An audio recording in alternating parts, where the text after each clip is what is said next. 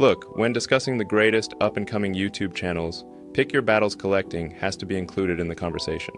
The host is funny, smart, and really sexy. If you're into video games, technology, and physical media, you have to give this channel a shot.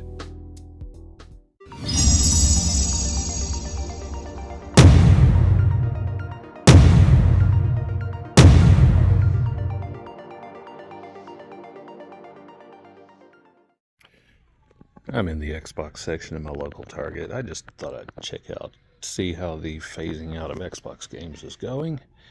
And it seems like it's going pretty well because there's only 11 options on that shelf, 4 on that one, and it used to be that the shelves went at least to here. So it looks like they've cut it down by about 2/3, I'd say. It's a sad day, but that's what the digital ecosystem is doing to physical media. I want to show you something that tripped me out though. As I was walking past this aisle, I saw this, and for a second I thought it legit was an Xbox 360, and I thought, what the crap? Did they find, like, I don't know, like some old stock in the back or something? And I was ready to buy it, and then I realized it's like a Lego set thing. And as we come around to PlayStation, while the aisle itself is longer than the Xbox, you'll notice all these empty slots. Back, I'd say as recent as 3 or 4 years ago, you would have never seen this. Every slot would have been filled with stock. It's a sad day. Now the Switch, however, seems to be still very robust, and I don't see that changing anytime soon. Nintendo is definitely not going anywhere, at least not for the time being. I kind of suspect that as we complete the move to an all-digital gaming world, Nintendo will be the last man standing as far as physical media goes, because I think they understand that the collectability of their product is their bread and butter. Like, I mean, the Switch section even wraps around so that it takes up 2 aisles, whereas the Xbox barely even takes up a tenth of one. One thing I wonder though, Halo Infinite has been out for a long time, and they still have this poster up. And I would love to be able to acquire this and put it on my wall. The thing I didn't quite catch before, but you see, they still have physical copies, or at least one, of Starfield. And my understanding was that Walmart, their big competition, they had marked these down to 3 cents and gotten them out of their system. But I guess Target is just going to keep them on hand till they sell through them. And this is the following day. Yesterday, just thought I'd get out and film the local Target, which I did. And as you can see, physical media is, in fact, getting scarcer and scarcer as it goes along. I could have taken a video in the local Walmart, but it's basically looking about the same. But that's where we are. I could go on and on about it, how sad it is, but man, it is what it is. I mean, what are you going to do? There is another thing I wanted to touch on, and that is my buddy Iowa Gamer Retro Dad's latest video, and he was going on about Goodwill and how you don't find the good stuff there anymore, especially as it pertains to video games. And I remember, like he does, there was a time when you could walk into Goodwill anytime and you could find games galore, a lot of times consoles, accessories. And it's true, that is far more rare these days. He touched on the Goodwill, the Shop Goodwill website. I have ordered from them before. I have bid on things, but something that I don't know if he knew about, because I don't think he has direct experience with them yet. But you have to be really careful with that site, because you may get a really good deal on an item, on a game, on a console, whatever, and then find out that the shipping fees are just astronomical. The last thing that I ever bid on the site, it was an old cell phone. I think it was like one of the old Nokias. I just wanted to have it as a shelf piece. And the phone, I ended up winning the auction for $8. And then I kid you not, they wanted to charge me over $20 shipping for, a little brick phone about that big. I had to email the customer service and I told them there was no way that I was going to pay $20 to ship an item that I want for $8. It's absolutely ridiculous. I ship, I sell on eBay. I've sold on, no, I think I almost started to say I've sold on Mercari. No, I thought about selling on Mercari, but I've sold a lot on eBay and I've shipped a lot. Not only at home, but where I work, we ship a lot of packages.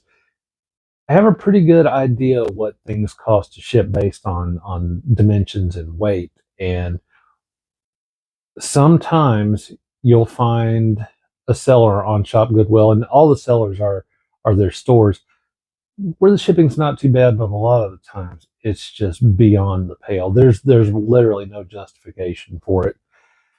Anyway, they canceled that order. But there's a secondary site. There is a secondary Goodwill site, and I cannot for love or money remember what the name of it is, but it's a little more specific. But I will tell you a cool thing about the Shop Goodwill site. If you happen to live near one of the big outlet centers like I do, you can actually go to the top of the page of the search and hit advanced search, and then you can search for an outlet center near you if you happen to have one. And then you can bid on items that way and avoid the shipping costs. And that is a cool thing. If you do, win something and it's local, you can just drive up and pick it up and they won't charge you the shipping or the handling fees, which is pretty good. I've only done that one time. I actually go to that outlet center all the time just to look around. But this was a toy from a little boy, a very particular thing, and I thought it was cool. Thought he would enjoy it, and he did. But I remember being able to go back into Goodwill back in the day. I remember the one in North Little Rock, Arkansas, because I used to live pretty close to it. I would go in, all the time. I would find games. Remember one time I picked up a complete JVC XI console. If you're not familiar with it, look it up. It's kind of a rare thing these days. I wish I'd held on to it, but I got it for $20. One day I walked in and found a Super Nintendo, like a whole thing of games. The games were $5 a piece, so I walked out with a Super Nintendo for $5, and then the games themselves, I want to say it was $5 for the console. It might have been. Anyway, but neither here nor there. It was really cheap for the console, and I walked out with, a lot of the classics. I walked out with the Zelda games and the Mario games, and I think there was a Yoshi game that I walked out with. And I just made out like a bandit. And that used to be an everyday thing there. Like there used to just be gobs and gobs of games.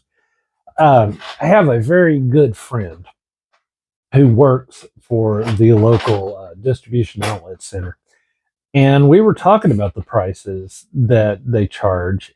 And she did explain to me, first of all, Goodwill's not, they're not a nonprofit. Okay, they are, or I should say this, they're not a charity organization. They are very much a for-profit company. I think a lot of people think they're a nonprofit. They do a lot of good in the community too. Our local outlet center here, it also has a jobs training center. You can go there and be trained in how to weld and other career tracks. And I'm not sure that it's completely free. I want to say that it is, but I think it's a very cool thing. Like Goodwill does some good stuff, but I agree it's definitely gotten a little out of hand with the pricing. But I do find, at least at the store level, that is on a per store basis. Kind of depends where you are. There's two Goodwills within 5 miles where I live, one just a mile down the road. And there's one that I have lovingly taken to referring to as Greedwill, and that's the one in the quote unquote rich section of town. You go there, and I found heavily used items there that the asking price for them was more than if you went and bought them new. Stupid. I found a game there one time. It was a PlayStation 3 game. It was one of the Call of Duty games. And I think at the time, that game at GameStop, which there's one around the corner from it, was, I think, $25, $30. They had that game in their case. This used for $60. I normally don't get all snitchy, but I said something to Goodwill on Twitter about it. I'm like, hey, this is kind of ridiculous. You may want to check this store here. And they said, oh, we appreciate you reaching out to us. Yada, yada, yada. We're going to look into this. They probably never did. My son, my oldest son, briefly worked for the Goodwill around the corner from me. And he told me that they just kind of designate somebody at the back of the house to do all the pricing.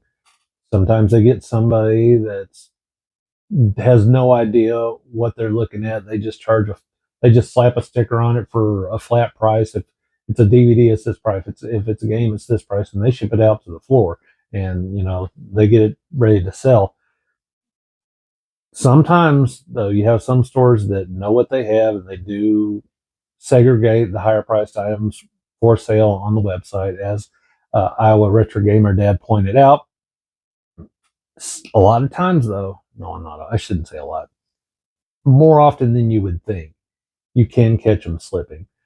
I think it was probably, I don't know, maybe a little under a year ago was the last really good score I had at Goodwill. I walked in and I found on the end cap, mixed in with the DVDs, they had several PlayStation 4 games, one or two of them completely brand new and unopened.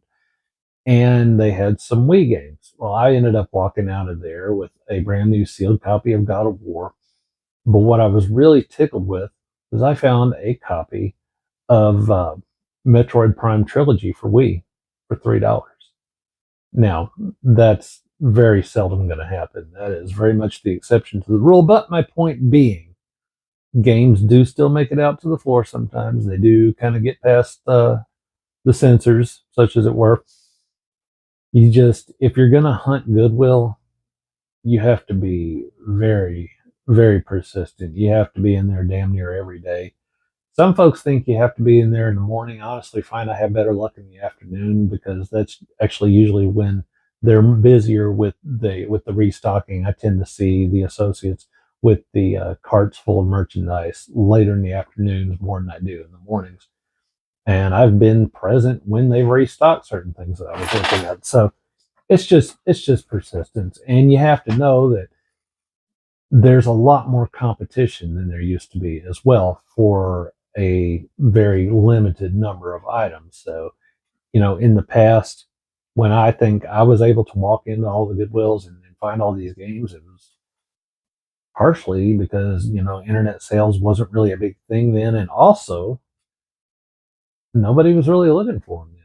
It was kind of, if you liked them, great. But most people, were worried about, as far as gaming went, they were more into the bigger thing. Retro collecting mania hadn't really caught on at that point. But now it's here. And, the fines are not what they used to be, but you can still get them. I actually got a fine the other night. Hold on, let me get this. I just want to show this off. I don't fall all over myself. Caught my local game exchange slipping. Oh, I didn't catch them slipping. They volunteered the information. I was there to buy an original Xbox game I'd been hunting for a while, and they had it.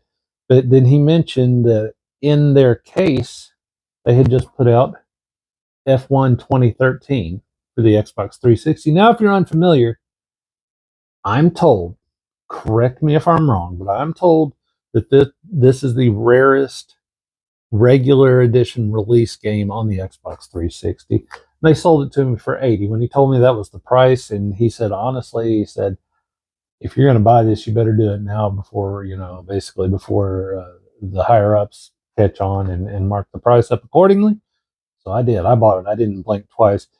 If you look this up on eBay, the NTSC edition doesn't usually have a lot of listings. When it does, it's pretty pricey. It can go over $300. So yeah, the fines are still out there. It's just, I'd say it's about 99% persistence and 1% sure damn luck. Anyway, my children are probably destroying some part of the house, and I can't hear them right now, and that's always a bad sign. So I'm going to cut this long for now, and I hope y'all have a great night or day or weekend whenever you happen to be watching this. and I will catch you in the next one. Fake Joe Rogan here. Thanks for checking out the Pick Your Battles Collecting YouTube channel. You knuckleheads know the drill. Like, comment, and subscribe. Help the channel become a success so Chance can quit his retail job.